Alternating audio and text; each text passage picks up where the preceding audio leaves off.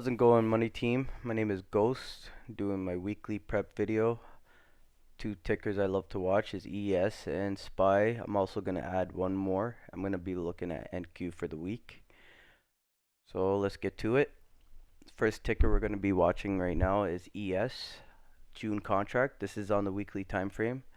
So just like the last few weeks, we got into the zone and we've been pushing slowly higher and higher every week. Still not a full buying pressure I've been seeing like the one that we got 2 weeks ago going into the zone. So want to still keep that in mind as we are playing the long position. So for this week, I'm going to be watching if we do close below this zone at 41.10 or above 42.43 on the weekly time frame. And then as well, we have our demand level just like it's been for the past few weeks. So 3901.86 is the top of my demand zone and 3819.93. So as you can see, we've been slowly grinding up, but volume is slowly starting to level off. So definitely want to be keeping that in mind, and let's move into the daily zones. So looking at the daily time frame, my daily supply zone has not changed. Neither has my daily demand level and my lower demand level. Still have my 4203.09 and that 4175.61. So looking at this chart, we've had an absolutely beautiful last few days doing zone to zone on the daily time frame. That's big money whenever that happens. So we are still consolidating in between these two zones. I do expect that to happen for a few more weeks until hopefully we'll see some breakout ranges coming in May. So until then, just keep playing zone to zones. Don't hold bias. What I'm seeing right now is an indecision candle with a larger volume coming in, so I wouldn't be shocked if we do come back down to test this demand zone. At that point, I'll be looking for a bounce levels somewhere in the zone. But if we do break, definitely switching bias into puts and looking to ride this down for the lower levels. And if we break above, only few zones I have I'm going to be paying attention to is this one right here. So just keep in mind if we do get a break to watch for these levels right here.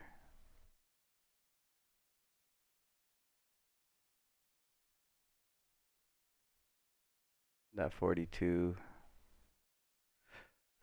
37.77 and 4307. And that's it for the daily time frame. Now to get into my specific levels inside these zones, I always go into the hourly zones. So let's go into the hourly. So now going into the hourly zones, this is what I love to do when we have a big daily zone, to find some confluence, some high interest areas where I could take a position inside that zone. So a supply zone, I'm looking for a position to take puts. So here I'm looking for areas of interest where the price caused a shift inside the zone on the smaller time frame, which is on the hourly. To give you guys an example, so as you can see how this area was a resistance, they based it, rejected it. So this area is definitely one. And then you can see also how this area was a key area of resistance. That's another one. So let's see how the price action reacted now to those levels, and then I'll update to the new ones. You can see this pretty much close enough area gave it a good rejection, as well as this area right here.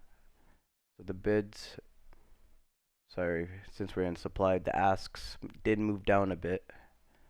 So they did front run it, those key interest areas, and we got those reactions. So for the higher time frame, we could see if there's any more areas of interest inside the zone I'll be watching.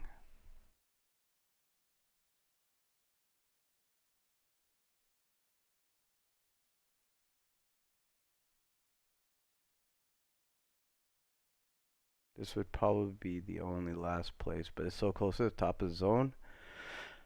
I would start a position right there. And top of the zone full add. If we break above, cut my position, look for the other side of the trade. And that's it for the top side. We can go in case we do break for the week, some levels I'd watch.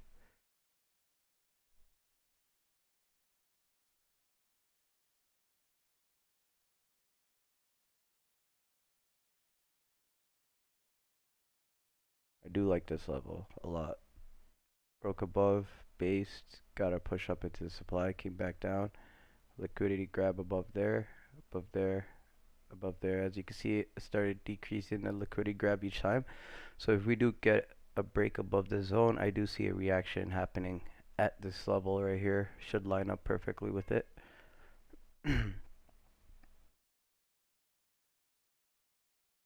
And that's it for the top side. So let's look into the lower levels. So coming into this week, we got that rejection at the end of the day.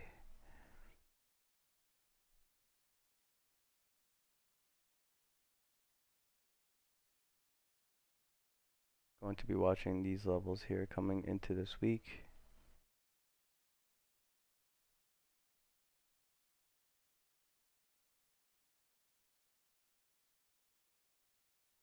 This is an hourly zone,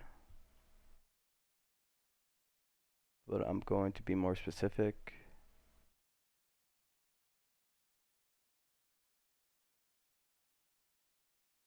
You definitely draw this out as such.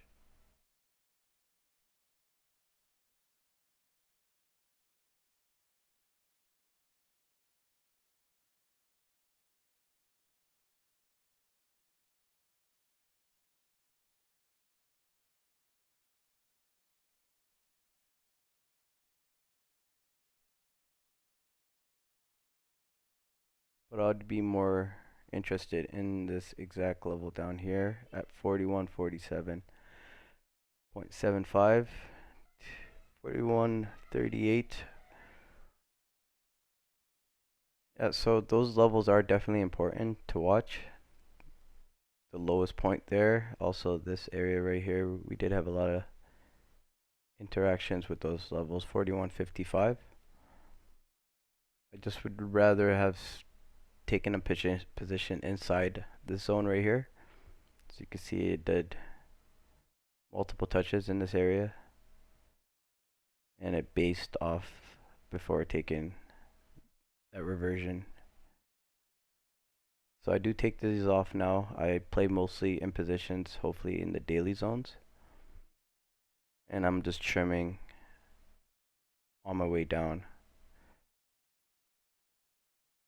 So that's definitely a level. Watching that level. I have the top of the zone as a level, but I do want to watch this level.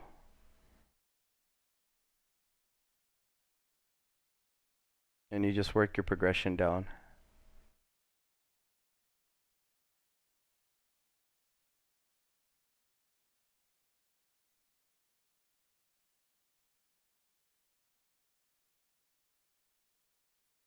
And then we have the bottom of the zone. So those are my key levels I will be watching.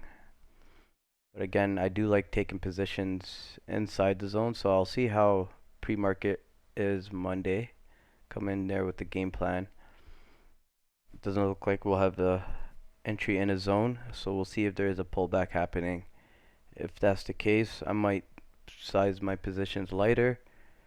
See if we do break a few of these resistance. Hopefully be inputs below this level to ride it into the demand zone. While I'll be looking to see if we get a reversion trade where we can get a bounce.